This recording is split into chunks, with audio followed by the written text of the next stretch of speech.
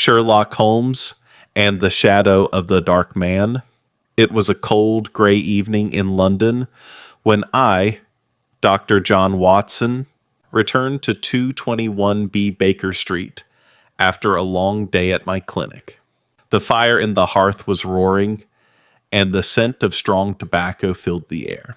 Sherlock Holmes sat in his favorite armchair, deep in thought, a violin on his lap and a half-smoked pipe resting between his fingers.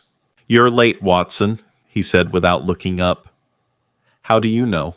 "You smell of antiseptic and exhaustion. Your coat is still damp, suggesting you've only just entered. Also, your left shoe has a smudge of dried mud, the kind found near Paddington Station, where you often visit that old war friend of yours." I smiled. "Still as sharp as ever, Holmes." Holmes set down the violin. "I have a case, Watson. One that promises to be most peculiar. Are you up for a little midnight adventure?" I nodded, intrigued. Holmes handed me a folded letter, the ink smudged and the handwriting shaky.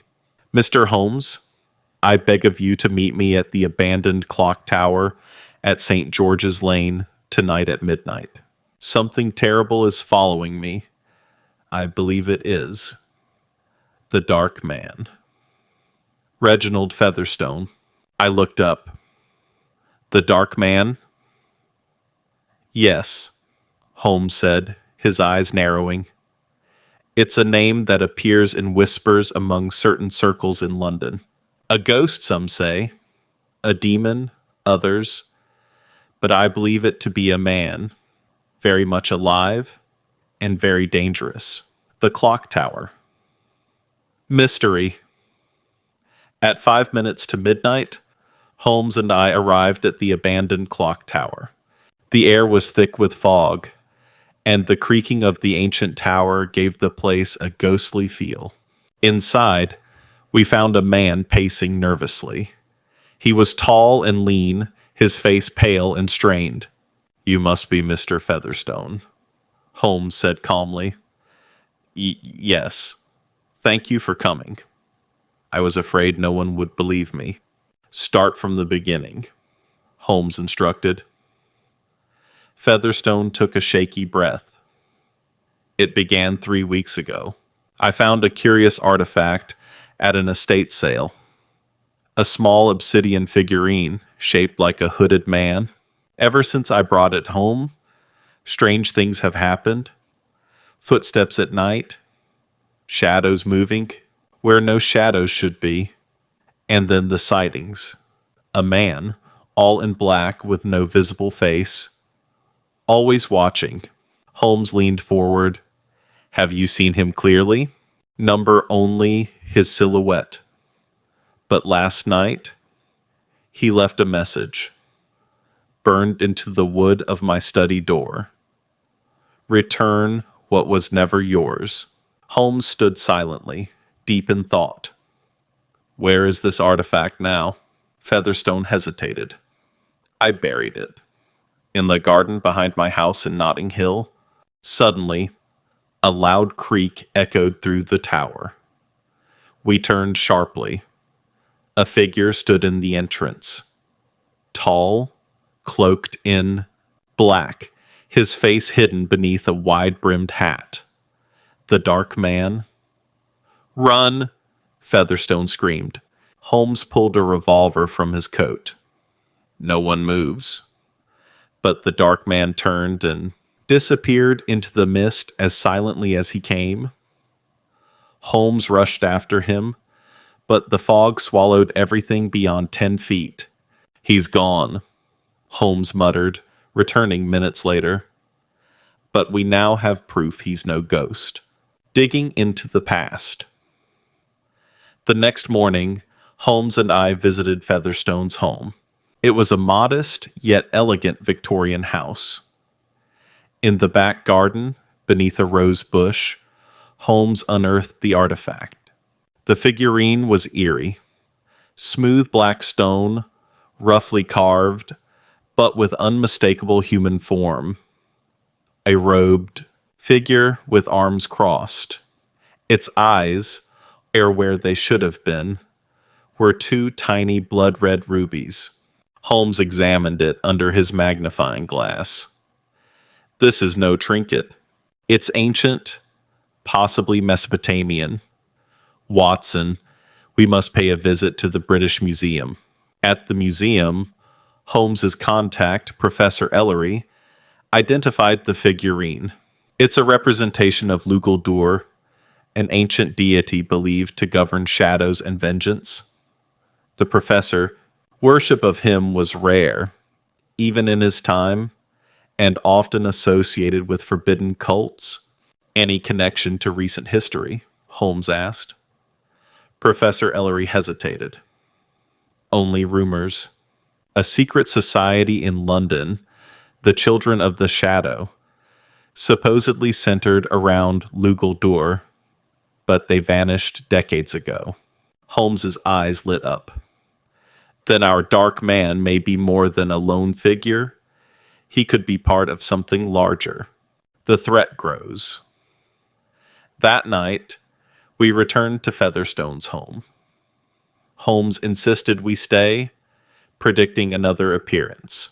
At 2 a.m., the air grew cold. The lights flickered. A shadow passed the window. "He's here," Holmes whispered. We crept downstairs, pistols drawn. Featherstone trembled, clutching the figurine. From the hallway, a low voice hissed, "Return. What is ours?"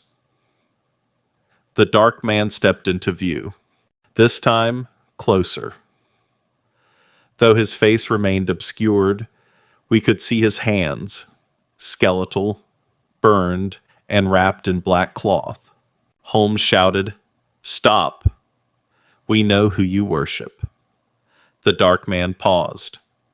"You know nothing of the shadows." With unnatural speed, he lunged, grabbing the figurine from Featherstone. A struggle ensued. I fired, hitting the figure in the shoulder. He staggered, dropped smoke pellets, and vanished again. Holmes swore under his breath. He won't stop until the figurine is returned to wherever it came from, or until Featherstone is dead. Tracing the cult.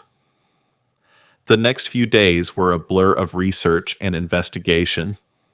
Holmes, according to legend, it was once a meeting place for the Children of the Shadow.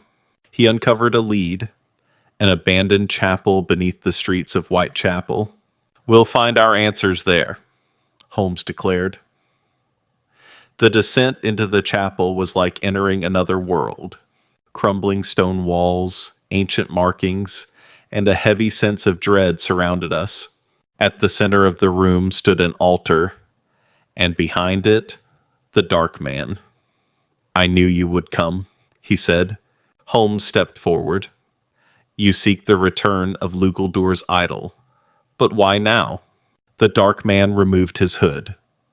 His face was scarred beyond recognition, burned, twisted, and solemn. "My name is Elias Morven," he said. "Once a historian, I found the idol 30 years ago. It cursed me. I returned it, but the cult saw me as the new vessel of Lugaldur. I have served in shadows ever since." "Why pursue Featherstone?" I asked. "Because he awakened the curse, and only with the idol's rightful return can I be freed." Holmes lowered his weapon. "Then let us end this. Where must it go?" The final ritual, Elias led us to the Thames, to an unmarked stone pier beneath the Blackfriars Bridge. There, a hidden stone well led deep into the ground. "This is where it belongs," Elias said. "Drop it in, and the curse will be sealed." Featherstone hesitated, then stepped forward. With trembling hands, he dropped the figurine into the well. A deep rumble followed. The air lightened. Elias gasped and collapsed to his knees. "It is done," he whispered. "The shadows no longer follow me. Holmes helped him up. You were a victim, Mr. Morven, but you faced your darkness. Epilogue. Back at Baker Street, Holmes lit his pipe and looked out at the London streets. You know, Watson, he said, not all mysteries are crimes. Some are curses. Some are burdens of the soul, but they all follow the same logic. Truth hidden in shadows.